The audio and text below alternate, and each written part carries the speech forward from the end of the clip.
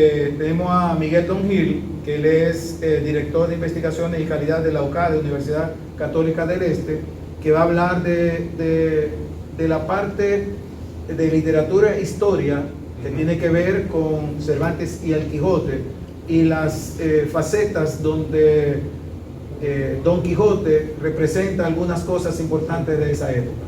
Me voy a enfocar sobre todo en unas claves interpretativas para entender mejor a Don Quijote de la Mancha en su contexto histórico y por qué yo considero que tiene importancia y se ha hecho universal y ha traspasado los siglos, los continentes y es conocido en todo el mundo. Ese es un poco el enfoque que yo quiero traer hoy. En primer lugar, y a lo que todo nos va a venir a la mente es, bueno, Don Quijote de la Mancha, el libro, esa gran novela, se considera como la primera novela moderna, ¿no? Primera novela moderna, es decir, a partir del siglo XVI, pero inaugura, digamos, el género como tal. El objetivo de esta novela es, y todos lo sabemos, porque lo dice el propio texto, lo dice el propio Cervantes, combatir los libros de caballerías. Y casi en la actualidad poco más se sabe que es un libro de caballerías. Preguntémoslo a un joven o a cualquier persona y dirán, bueno, realmente no lo sé. Y es lógico, porque los libros de caballería no se leen ni son populares desde el siglo XVII, desde 1600 en adelante, ya digamos que se dejan de cultivar, aunque durante siglos y en la Edad Media eran muy interesantes. Digamos que eran los libros más leídos, porque tenían acción, tenían amoríos, tenían lo que la gente quería. Magia. Ah, sí. Los escritores que escribían libros de caballería eran bien pagados. Y interesaba escribir eso porque era lo que quería la población, ¿no? Consumían ese tipo de producto literario. Y Cervantes quería acabar con ello, es cierto. El propósito fundamental era intentar hacer una crítica a esos libros de caballería con ese enfoque que él le da de parodia, que es lo que primero caló en el público al cual escribía. Pero tenemos que tener en cuenta que Cervantes, él escribía para su momento histórico y para su sociedad. Aunque sí que es cierto que tiene contenidos y mensajes que son trascendentes, universales y llegan a la actualidad. Por tanto, hoy en día, para entender bien la obra necesitaríamos datos externos. Es decir, por ejemplo, conocer cómo era la época histórica, qué libros se publicaban en la época, cómo era la sociedad, cómo era la España de su tiempo, la corona de Castilla y Aragón, para entender mejor a quién él escribía y a quién se dirigía. Pero lo que es importante destacar es que, en primer lugar, cuando hace esta obra, no pensaba que iba a ser su obra más importante. Luego, digamos que el éxito le vino por añadido y, bueno, resultó ser la que más ha trascendido. Pero él inicialmente escribía para el vulgo, el pueblo, porque su objetivo era dirigirse a ese pueblo que consumía los libros de caballerías e intentar convencerles, de alguna forma, de que esos libros de caballería, pues, no servían, vamos a decirlo coloquialmente. No es que Cervantes sea el único o el primero que haya ido en contra de los libros de caballería. Hay que decir que había ya una corriente en la sociedad, desde intelectuales, moralistas, teólogos, que consideraban que los libros de caballerías no eran buenos para la sociedad, por las actitudes que fomentaban. Por ejemplo, esos enfrentamientos bélicos, esos amoríos pasajeros en el que ese héroe enamora a una joven, eran cosas que se querían combatir. Se querían combatir porque no eran buenas si los imitaba la sociedad. Por ejemplo, tenemos el problema de que se daba en aquella época, pues la sensualidad, las relaciones sexuales prematrimoniales, que en aquella época pues estaba muy mal visto.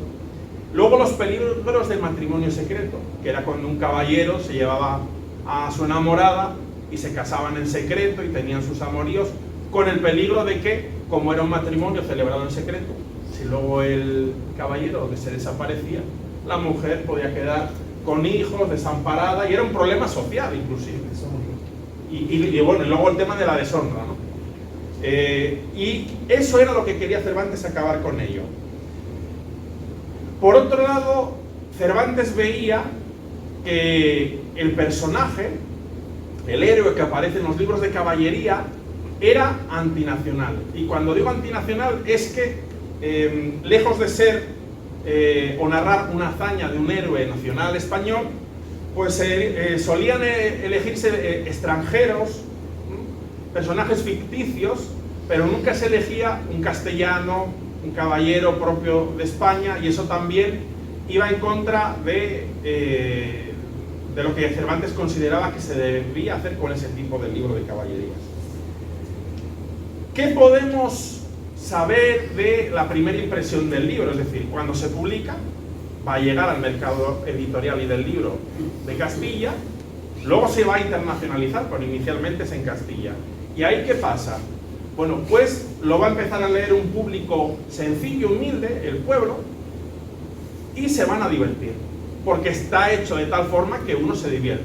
Si uno se queda en la superficie, va a leer el Quijote como eso, como una parodia del libro de caballerías, que era lo que decía Cervantes. Pero hay que saber profundizar.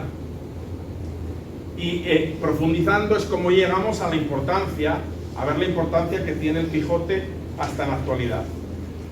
Podemos decir que es, sobre todo, ya a finales del siglo XVIII, cuando se van a dar cuenta ya a nivel internacional de la gran importancia que tiene el Quijote para la literatura universal. Por ejemplo, en concreto, en el año 1781, el hispanista inglés John Bull hace la primera edición anotada del Quijote. Es decir, notas explicativas para ir desgranando lo que quiere decir el Quijote. Y además añade índice y numeración de las líneas, casi como lo que se hace con la Biblia, los versículos. Esto se hace porque él considera que el Quijote es una obra a la altura de los clásicos y es necesario darle notas explicativas y numerar cada línea para así poderlo analizar de forma más académica, científica. Aquí vemos ya un rasgo a finales del 18 de que el Don Quijote de la Mancha es una obra universal y es reconocida a nivel internacional, en Inglaterra, Alemania y otros países. Como ya dije antes, Don Quijote se suele considerar como la primera novela moderna y además como la primera novela ya propiamente consagrada en prosa. Tenemos que tener en cuenta que en la Edad Media, en la época anterior, el verso era lo que destacaba. Recordemos, por ejemplo, a los juglares que narraban historias, siempre era en verso. Entonces, digamos que es otro avance, otra novedad que implanta Cervantes con el Quijote. Luego nos estamos ya acercando a la actualidad y vemos como en el siglo XX, pasado siglo XX, es cuando se empieza a desarrollar un gran desarrollo de tipo académico, intelectual. Se desarrollan congresos, seminarios, foros en las universidades, y se empieza ya a profundizar a nivel internacional, además de multiplicarse las ediciones en una gran cantidad de idiomas, de la obra del Quijote. Y ya se consagra como una obra totalmente internacional hasta la actualidad.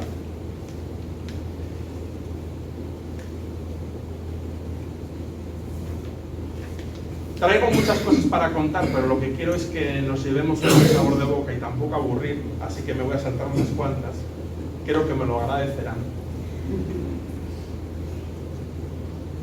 Hay un dato que se va en la interpretación a sacar en la segunda mitad del siglo XX y que nadie lo había percibido, y era una crítica social a España, de la realidad española, por el siguiente aspecto.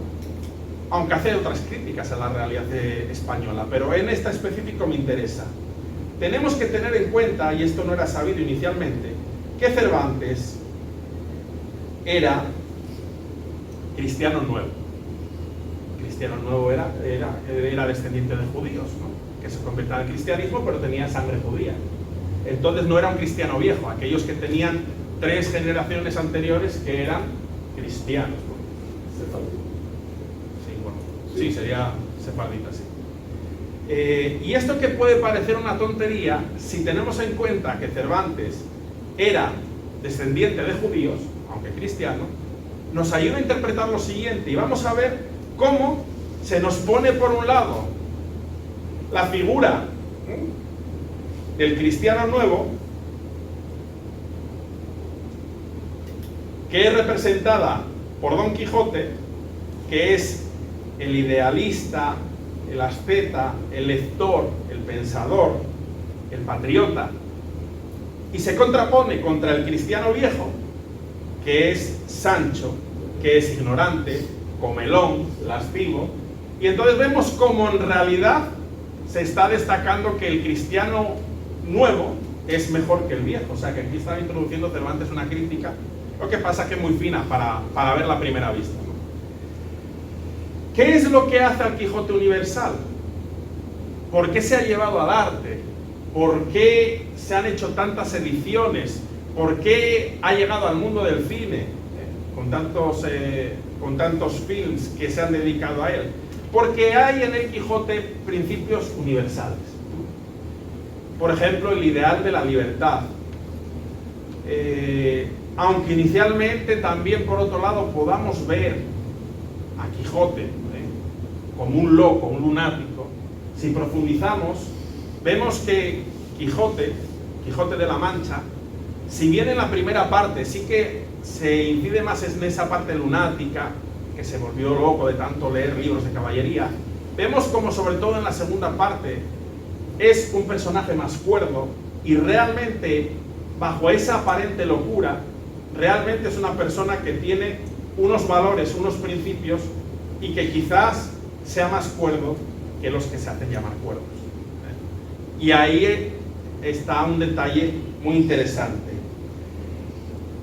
Vemos además, y esto es muy importante y lo introduce Cervantes en esta obra, lo siguiente. Estamos acostumbrados en la actualidad a ver que en las novelas, en los libros que se publican, cómo los personajes evolucionan. Cambian de ideas, tienen diferentes opiniones, van evolucionando con el paso del tiempo, pero en la época no se estilaba. Lo normal es que un personaje fuese siempre igual. Cervantes introduce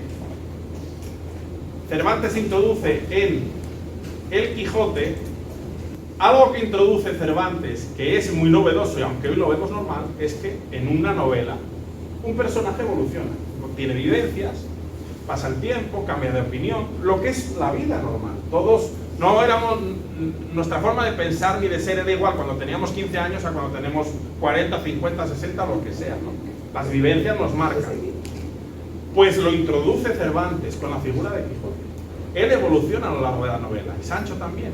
Y esto es totalmente novedoso. Lo que ahora vemos que es totalmente normal en las novelas es algo que introduce él en este momento, como digo. Y desde el punto de vista de la literatura y del aspecto lingüístico, hay que reconocerle a Cervantes que era muy culto, había leído mucho, y además tenía muchas experiencias, había viajado, estuvo apresado durante años, como bien contó Juan Miguel. Fue recaudador de impuestos, él se conoció a España, viajó mucho dentro de España. Pues todo ese conocimiento intelectual de lo que leyó, más esa experiencia vivida del trato con la gente, hace que conociese muy bien cómo eran los diferentes tipos de personas, desde los ricos, los nobles, hasta los humildes. Esto hace que introduzca dentro de la novela una serie de personajes que no se veían hasta el momento, que son los humildes, los que no se solían de tratar. Y lo mejor de todo es que tiene la capacidad de escribir realmente cómo hablaban cada tipo de nivel social, desde los nobles hasta el burgués, hasta el artesano, hasta la prostituta, y tiene la capacidad de plasmar con toda una serie de léxico y de palabras cómo era en su época la forma de hablar de este tipo de personajes. Con lo cual, desde el punto de vista filológico y literario, pues es muy importante, ¿no? Y nos ayuda, es una fuente para conocer cómo era mejor esa época. También hay que decir que es muy realista con lo que respecta a las comidas. Hay algún artículo y alguna investigación que se dedican a reconstruir y hacer en la actualidad cómo eran las comidas y las recetas que se relatan en el Quijote. Y realmente salen bien porque él estaba contando una receta que se hacía realmente. Por tanto, ahí también rompe con esos libros de caballería que eran todo fantasía y nunca se correspondían con la realidad. Y él narra cómo era la sociedad. Si habla de un plato o de una celebración o lo que sea, describía realmente cómo era como un cronista. Así que desde el punto de vista de la historia también nos ayuda a conocer mejor esta España del siglo XVII. La vacía del Valverde. Sí. Sí, la vacía. Sí.